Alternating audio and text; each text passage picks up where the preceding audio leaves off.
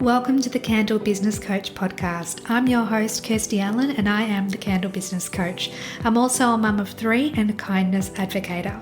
This podcast is all about making and selling candles, business development, and mindset, delivered to you with advice, inspiration, and motivation in a new episode every Friday.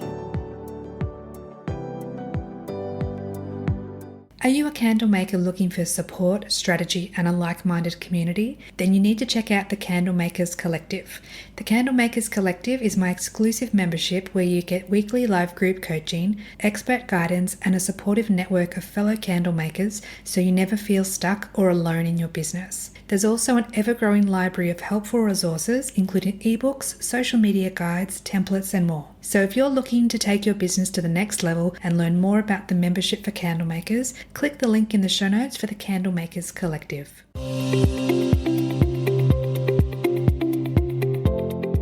Welcome back to the podcast, my friend. Tonight we have another Candle Maker Connections episode. This time we'll be talking about organisation in your candle business. So things like organising your supplies and your workspace, as well as how you organise your documentation and testing notes and your inventory and all the things in between.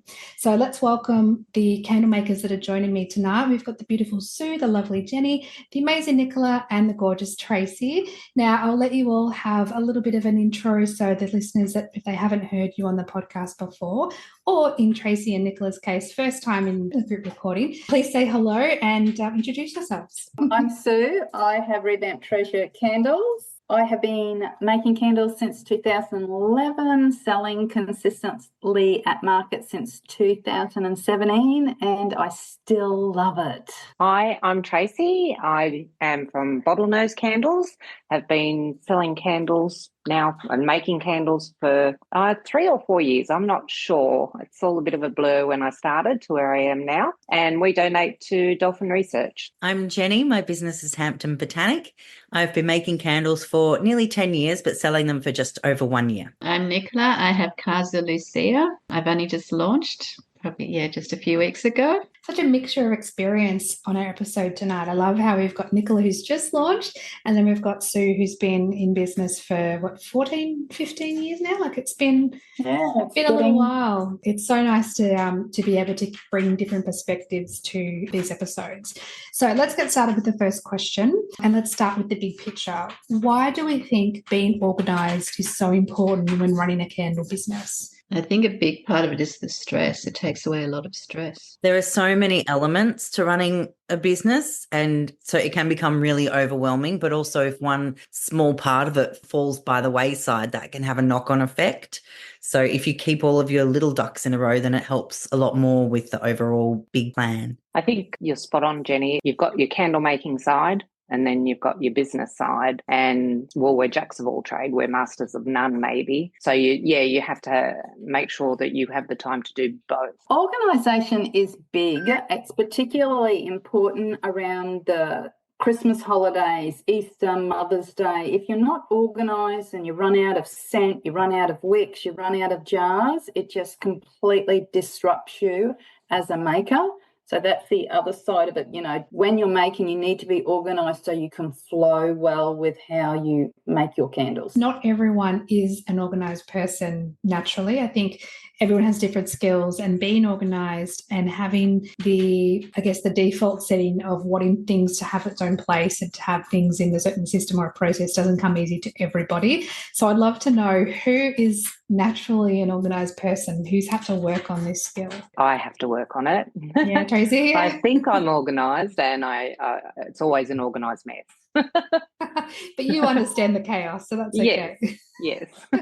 If anybody's ever heard me on the podcast before or follows me on social media or anything like that, you'll know that I am very chaotic. Professionally, for other people, I can be organised. I've been a professional at organisation for a long time, but when it comes to my own personal life, my own business, I find it very difficult. So I have to really have systems for myself and focus hard to stay on track. For me, I am very, very messy, but I am organised with the candles, but I'm so messy. So Paperwork wise, social media, I'm quite good at keeping myself organised with that. But in the actual candle cave, I never put anything back in the same place ever. And it's just crazy. So I need to be more organised in my workspace. I've got boxes everywhere, and I've got these shelving units from Bunnings, and I still haven't put them together because I think I'm not going to pull it off. Something's going to go wrong. And then I looked at the box, and it says that you don't need any screws or screwdrivers or anything. You just put the thing together. So that's how organised I am. But when I get the shelves done, I'll be able to see what I've got, which is I'm quite visual. So I need to have things out on shelves to see where I've got, not in a spreadsheet or anything like that. I have to be able to see them and see when I'm getting low. That's a really good point, actually, Nicola, because there are different systems that you can put into place to keep organised or to stay on track and to know what's happening with your inventory, such as using like programs and software like Inventor or a spreadsheet. But sometimes it's just nice to see what you've got in front of you, what your stock and what your suppliers are doing, and how many products you've made and that are ready for sale. And being able to have a space, a candle lab, a candle cave, a candle work area is so nice because it means you've got dedicated space as opposed to putting everything in a cupboard at the end of the day and bringing it out the next day. So what are some of your favourite tips or habits to help you stay on top of your day-to-day life and business as well? I'm a pen and paper girl. So for me, having a calendar is essential, and a couple of different calendars. A year at a glance calendar where I can have all of the markets I've booked in for the year and I can see them on one page is essential, as is a monthly calendar so I can break down the details a little bit more. I'm also a planner, and I have mentioned this before. I have read the book Eat That Frog. So I approach every day with the same philosophy with my organisation. I go down to the candle room, and at the top of the page I have Eat That Frog, and they're the jobs I absolutely have to do. And then, like Jenny, I have calendars and daily planners. So everything gets written down on that, and I prioritise the things that are the worst things or the hardest things to do. They're the Eat the Frogs, and then everything else just flows. So a calendar, a daily calendar, a monthly calendar, all with Eat That Frog. Yes, that is such a good book. And when we had our book club within the collective, within the membership, that was one of the books that we read, and everyone raved about how effective it is to visualize eating a frog as, doing the hardest or most challenging task first. I love that. That's a really good reference. I thought of red frogs when you were saying that, and I think they're easy to eat. So the lollies. I'm off the cuff. I like to think that I'm good at that sort of stuff, but I will write things in a calendar and it goes out the window. So a lot of my stuff is up here, and it shouldn't be.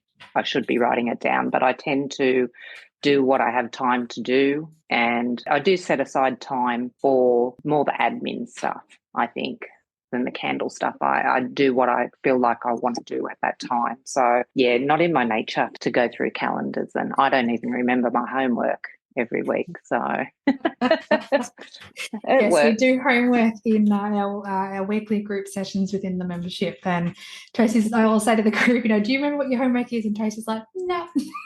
Just tell me what I was supposed to do.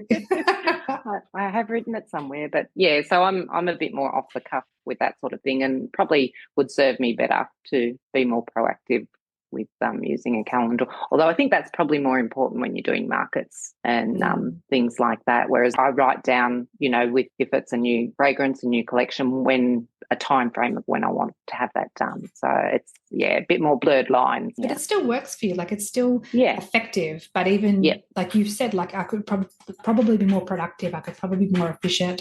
But it's working for you. It's your business.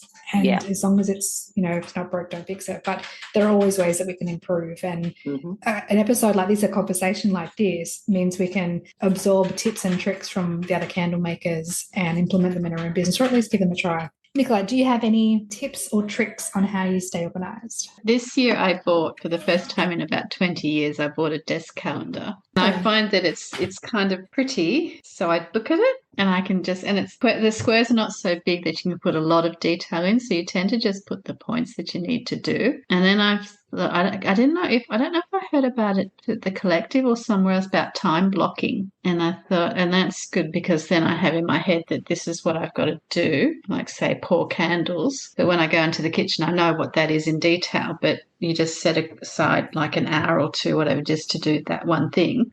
Yeah, I love time blocking. I think it's a really great way when you've got, a set amount of time to break it up into different chunks and only focus on that one task for that allocated amount of time. I think with many of the candle makers I speak, you don't always get chunks of time, like big chunks of time to work in the business. It can be a little bit more sporadic or it can be a little bit more disjointed. But when you've got whatever amount of time, as long as you're being effective in that time, it doesn't matter if it's 15 minutes or an hour. But yes, time blocking is a really great tip. Nicola, thank you for sharing that. How do you balance the creative side of candle making with the more admin heavy side of business? I love doing admin, so that side of it doesn't bother me. And I use that time blocking because I think, well, yes, I need to do this, but I'm happy to do that. And I think, when you do that, like you say, the time blocking, it does help with that for someone that would struggle with admin.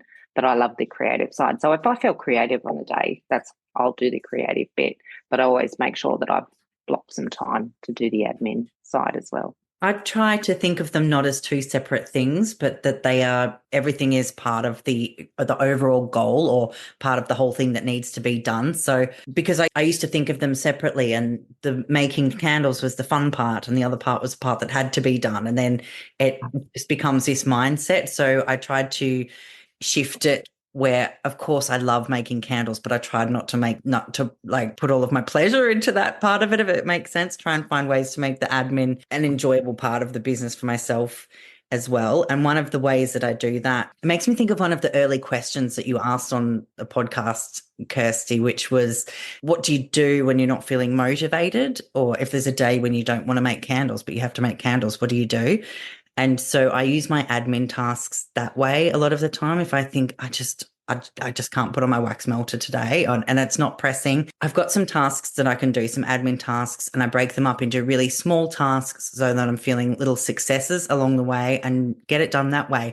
And so it still feels like there's some pleasure in it for me. Well, I have no balance whatsoever. It's usually always the creative side first, which would be making of the candles, reels, social media posts. And then probably the last thing I always do, it's my least favourite, is the admin side. But in saying that, it's really important that you do stay on top of your admin, because if your accounts aren't balanced, your books aren't up to date, it can just ruin you. You don't know where your money's sitting at in the bank account. So as much as I don't like doing it, it's a job I probably put off till the last job. And it's usually my nighttime job. So in the daytime, when I'm home by myself, I can do the candles, do the social media posts, make the reels. But then when I'm at home with family and that they might be watching TV or doing something else, then I can just quickly nick on and do a little bit of the accounting side of it on QuickBooks. It's good to know where your strengths are in terms of the timing of the day as well. If you know you're more of a morning person or a night owl, like where you have the most energy, being able to do the tasks that you might not necessarily enjoy when you actually have the energy to spend can be a really great way. So knowing yourself, being that self-aware is important as well. It's not just, you have 10 things on your list and you just power through. You want to find enjoyment in it, but you also need to listen to yourself and have that self-awareness to know, okay, I might not necessarily want to do this task, but I know I'm feeling motivated in the morning. So that's when I'll combine those two together. So yeah, absolutely. When it comes to managing your supplies, we spoke a little bit before about being, we can be visual with it, or we can have use software or tools in that regard. How do you actually, if you're standing in front of all of your supplies, where do you even start in terms of organising them? Inventora is invaluable for me. Yeah, I think if you pick a category and start with that, fragrances is probably the most difficult to keep so that you know what's going on and so that you can see them all as well. Most of us have quite a lot of fragrances that we're working with. And I saw in one of the candle groups online somebody who's a really experienced candle maker. She was asking for advice on how people are storing their fragrances because she wanted to update her system. So I think it's something that's ever evolving for a lot of people. But I would definitely suggest just trying to start with one category, like organize your wicks, find a system for that. Then the next thing, then the next thing. Otherwise, you're going to end up with with chaos boxes just full of everything that you haven't finished. So pick something and see it through. A good point, Jenny, yeah. And what Tracy was saying about Inventora as well, I think it's a really valuable software. I don't use it to its full capacity, I wouldn't say. And if I was better at keeping that side of myself organised, to be better at updating the database and having that. Yeah, that's just a habit thing. I think if once you get into the habit, I'll put in when I put an order in for stock, and as soon as that comes in, I tick it off as received and it automatically updates. And I only get the free version, so it'll automatically update my stock.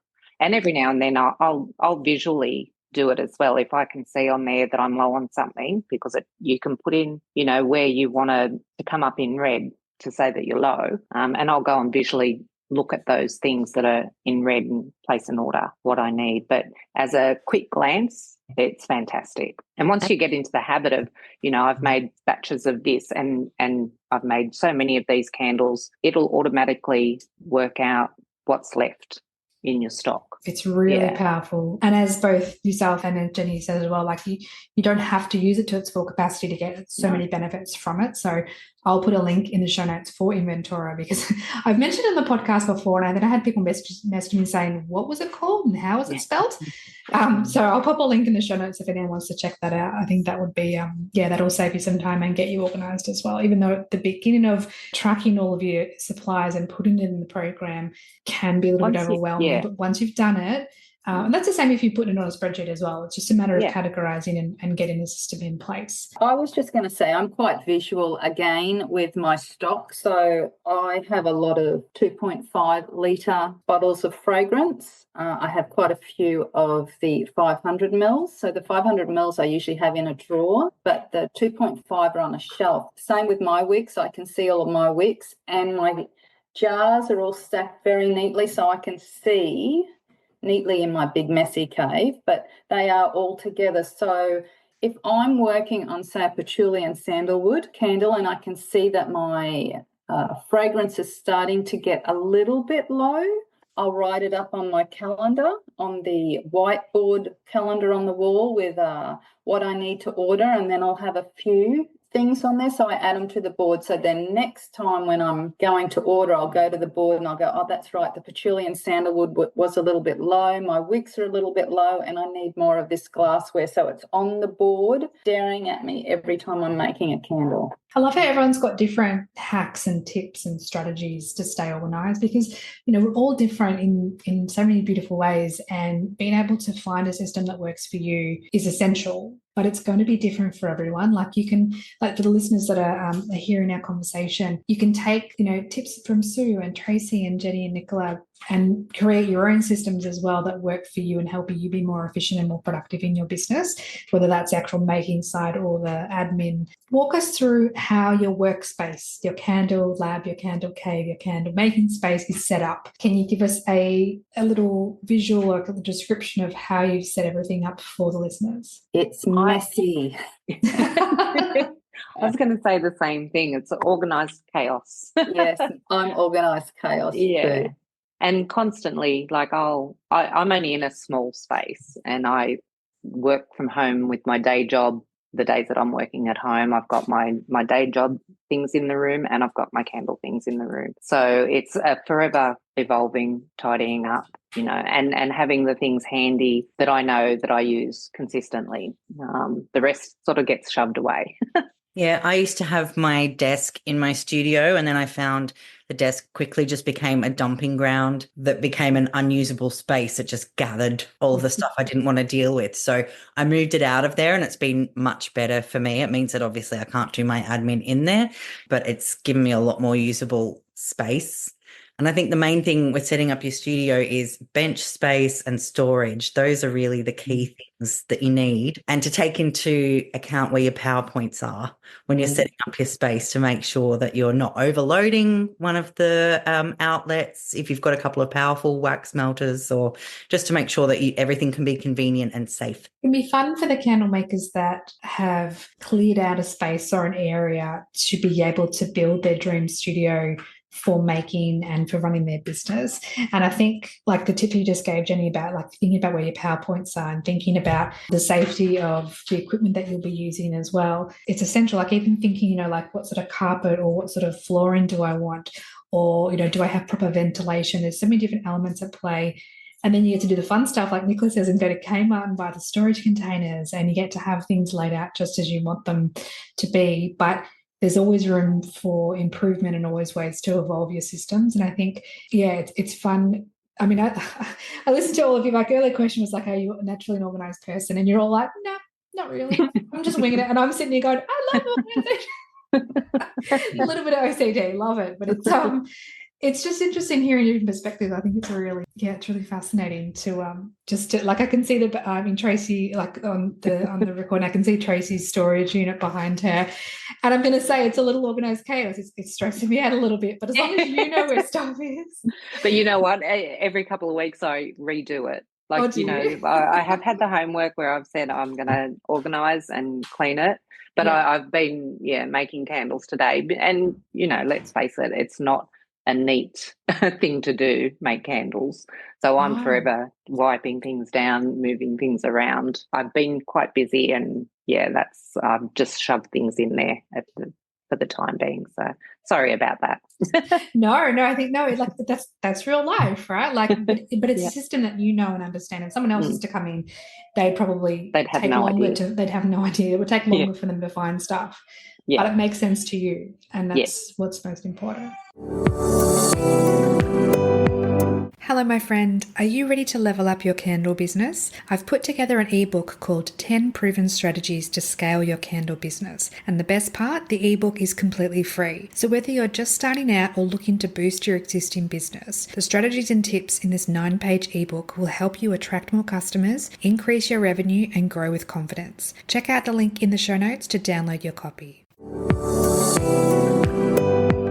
Now, for those that have a smaller space that may not necessarily have a whole room or a whole area, how do we maximize the functionality of the space? How do we, what do we do to try and carve out some organisation? I do have a dedicated space now, but when I moved back to Australia a couple of years ago, I was staying with my parents and I was operating out of a cupboard, like you were saying earlier, Kirsty. I'd have to pull everything out, do what I was going to do, and then put everything back in. So the most important things for me were getting the wax melter on early, because that takes quite a long time. You can get everything else, all of the rest of your setup done while the wax is melting, and to cover the surfaces, because it was in my parents' kitchen, essentially, that I was making my candles.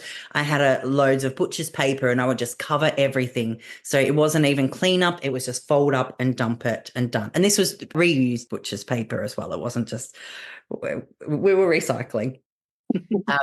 But those are probably the keys for me. I have a big space, and I swear when I first went into the candle cave, I had it set up so pretty. I had a couch that people could come sit and talk to me. I had the shelves against the wall and a big open space in the middle.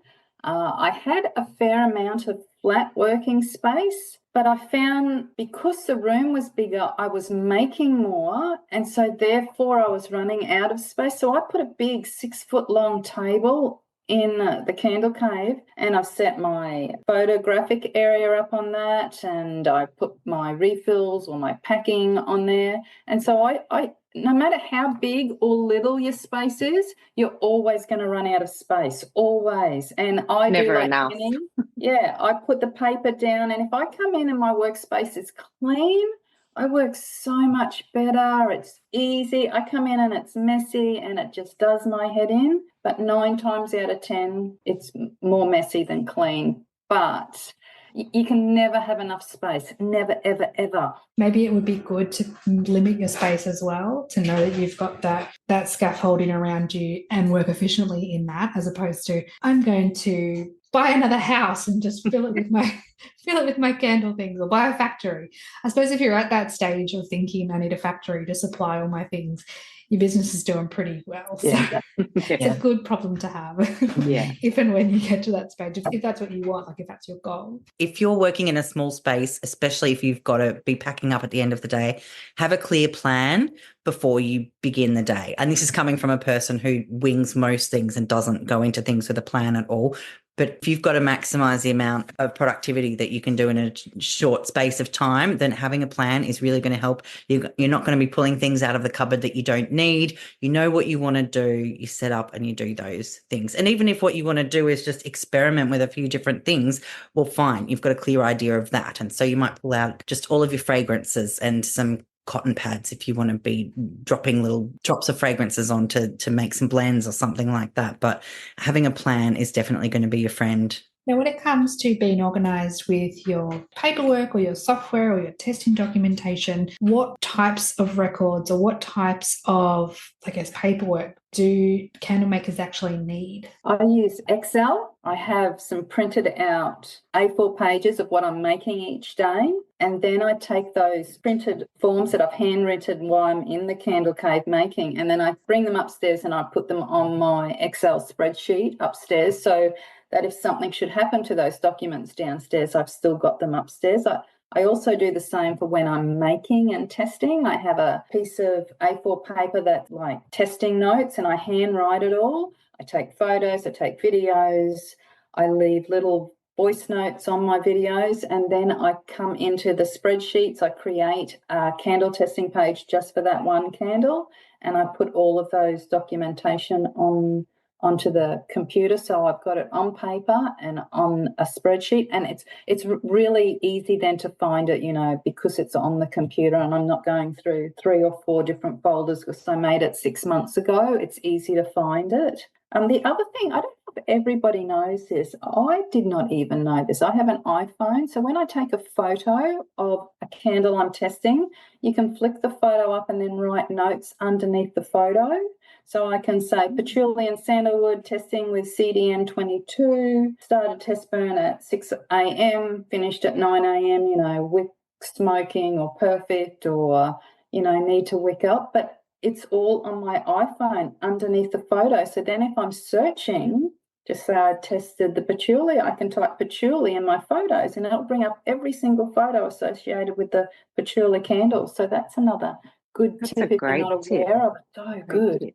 That's awesome. I'm a bit the same as what you do.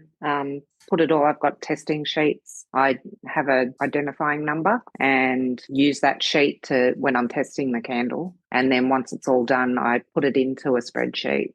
So I can, I know exactly when that testing was done and all the notes on it, all on a spreadsheet. So I've got whether they pass, whether they fail. And if I want to do a new fragrance or whatever, and it's one that I've tested before and it's worked, I might not necessarily have brought that out into my business, but I can go back and go, that one worked, so I'll roll with that one. It's all there in one spreadsheet. But you have the testing notes that has all the information on it as well, which is really handy. And you can just flick back with the code that you've given it. Definitely one of the benefits of going digital with being organised is that the search function saves so much time. As long as you're, using the right sort of wording and tags to be able to search later on. But even just like you say, Sue, like being able to type in the fragrance name and it'll search up all the results for that is a huge time saver. It's also good for when you're testing new candles because you can go back to those notes and it gives you a starting point. So, okay, the jar's very similar to last time I tested it, maybe a little bit bigger, a little bit smaller. So it gives you a starting point. So you're not starting from scratch from testing, and that's just from keeping those notes. Just in terms of what materials do you need, you can do it with just plain old pen and paper. I started off making templates and I used to always have a template sheet for myself when I was testing. Now I just grab a sheet of A4 paper or a memo, like anything really. And I always write the same information down. I write the date, the code for my candle, the percentage of fragrance oil, what fragrance oil it is, the wax, the wick, the temperature I've added the fragrance oil at, the temperature I'm pouring at, and then any notes. Everything just goes on that one piece of paper. So then there's like no barrier to getting it done. I can do it anywhere because I don't need any special information. I don't need a special sheet of paper. My downfall is that I haven't got to the stage of putting everything in a spreadsheet yet. So I still use folders, but I've got them organized quite well. You know, I have a different folder for each size jar. Then within that folder, I have it separated by fragrance. So I can go and do a similar thing to what the ladies are saying with searching. If you're starting a new fragrance or testing something similar to what you've done before, everything's there and it's well organized enough that I'm not having to search through too much, but getting it digitalized is the ideal, really. It's a task in itself, transferring from hard copy to soft copy, and you've got to be motivated. And when you know it's a big task ahead of you, you have to eat that frog sometimes. But look at you, Jenny, being organized with folders. I love that. Yeah. I'm so proud of you. Thank you. Yeah, I did that from the start, actually. And part of the key is similar to what Nicola was saying earlier. I buy pretty stationery and it draws me to it. So my folder, I covered in holographic contact paper, just so that it was something that I was drawn to pick up and use. And I do. And I've managed to maintain that for however long I've been making candles since I've been back in Oz, more than 2 years, probably 3 years now, just about. Yeah, I love thanks. that. I'm impressed with myself too. Yeah, I'm sitting there going, I want to see these folders. I want to have a look through them. They sound amazing. Yeah, fun. I've got an uncle who's an engineer, and so I got him to have a look through them when he was here one time, and he was like, yeah, he thought it was very interesting. You can cut this part out. It's not very interesting. No, I'm going to keep that in. Yeah, he's like, what does this mean? I'm like, it says awesome. It means it burnt really well.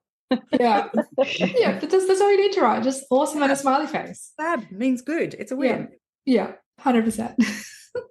What's been one of the biggest organisation challenges that you've found in your business? Are you the biggest challenge in your business when it comes to organisation, or is it something else? I can say I'm the biggest challenge when it comes to organisation, as you can see. Yeah, one day.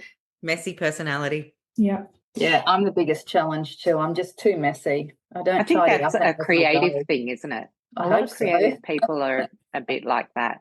What about you, Nicola? What's been your biggest organisation challenge? I think it's just the space, because I don't have a candle cave or anything. I'm working in the kitchen still. I find that like everything's in boxes at the moment, even though it's clearly labelled from the companies, it's still, what is it? Like I lose track of what I bought. Like I found a nice box of jars yesterday or day before that's just beside my table here. And I thought that was something else, but it's not. It's one of the jars I decided to go with. Interesting. Like if you hadn't seen it, you wouldn't have realised and wouldn't have looked in it to realise there they are. That's where I put them.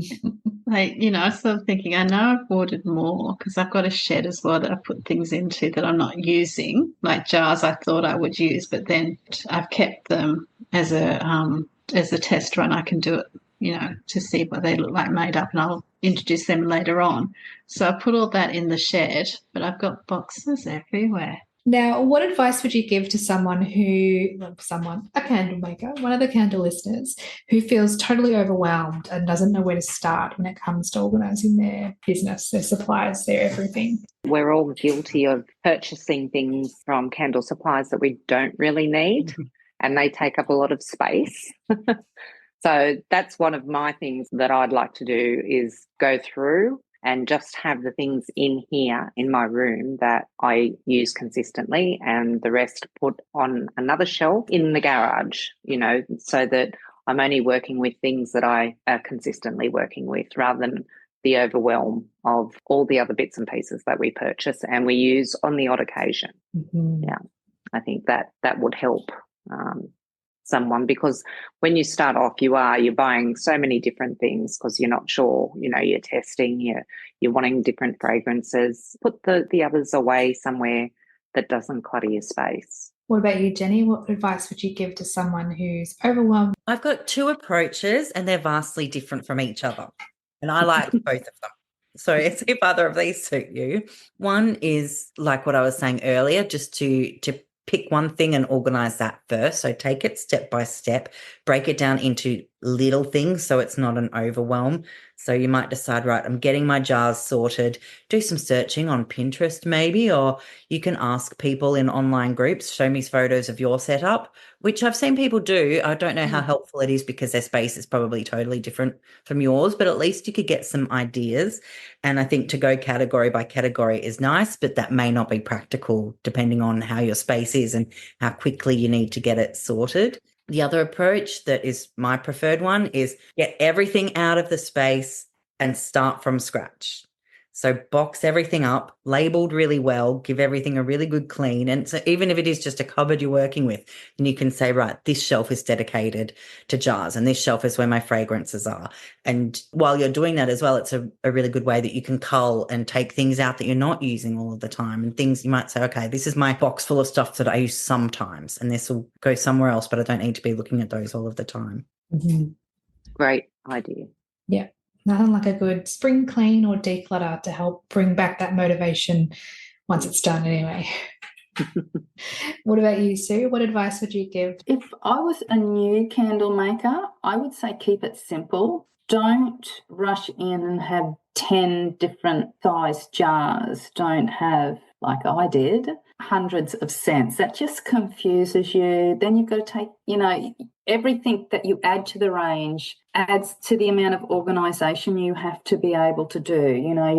If you have 10 jars, then you've got to have all the scents for those, and you've got to test for all of those. Everything you add, if you decide to add mulch, you decide to add room sprays. I think just when you first start, try and keep it as simple as possible, because yes, we are all guilty of when we start, we want to, this scent is nice, but I think this one could be nice. I really like the idea of that one, or so-and-so asked me for that one. I think just keep it small, keep it simple, so then your paperwork is easy, your storage is easy, your testing is easy. Keep it small, and then as you get more confident and you flip into great systems, then you can add to it. Just keep it small. Yes, I completely agree. There are so many candle makers out there that, and I guess it's just human nature. We want to experiment. We want to try different things. We want to buy all the fragrances because they smell so, so good. But then we end up with so many suppliers that it is overwhelming. You have to have space to store all these things. But not only that, have you tested the market? Have you spoken to your ideal customers of what fragrances they actually want from your brand? Like, as you say, Sue, start small, launch, get out there, see what your customers and potential customers are saying to you about your brand and about your products, and then be guided by that as you expand your range. So many great tips. Is there anything that you would do differently from the start if you could go back in time in terms of organisation? I would get on inventory. Is that how you said it? Inventory. I would be on that from day dot. I've just got so much stuff now, I wouldn't even know where to start with it. I would definitely get onto that. The free one, you can start with that. And if you keep it small, it's easy to add on to. I would definitely do that. Yeah, it's like you say, when you first do it and trying to put everything in, I dedicated a whole day just to inputting everything in. And I'll go through and audit every now and then just to make sure that I'm on track with it.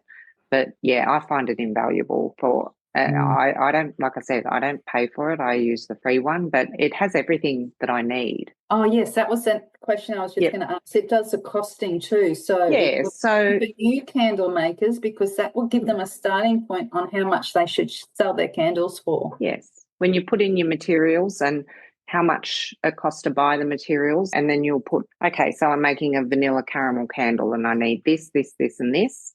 You just add it, and it'll tell you how much that candle costs you to make. It'll give you your cost of goods. Yeah. And then you can times 2 for wholesale, times 4 for retail, or somewhere in between, whatever feels right for you.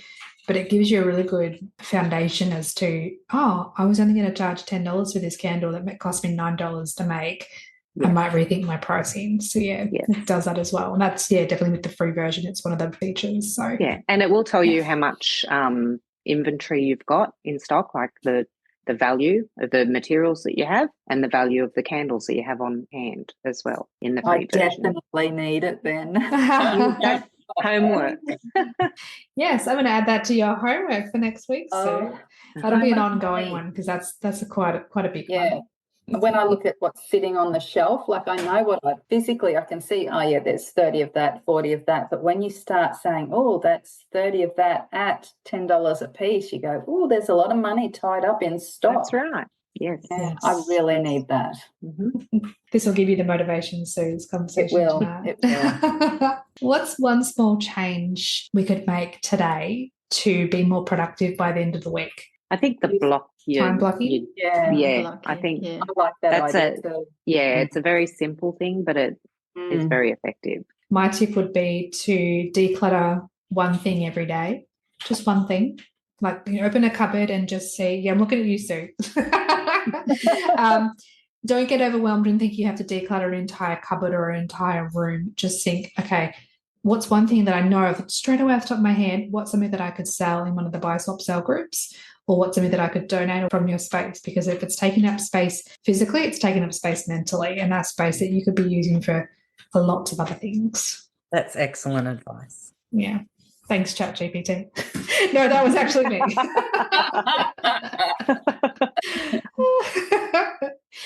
Is there anything else we would like to share, any wisdom we want to impart for the listeners when it comes to organisation in any of the areas we've chatted about tonight? Probably for me, when I go into the candle room, I look at what's on my to-do list with the frog, but also what's going to generate income. So I will make candles before I restack boxes or reorganise my shelves. So I look at what's more productive money-wise, and then I work through the rest of it. I've got some advice. You can use it in your candle business or in life in general, and it was told to me by a very wise man a long time ago, because we all feel overwhelmed all the time. There's always something that makes us overwhelmed, and we get very overwhelmed in the candle business. He said, think of your life or your candle business as a set of drawers, and all the drawers are open and you just don't know where you're going to start because all the drawers are open. It's all too much. He said, just concentrate on one drawer at a time.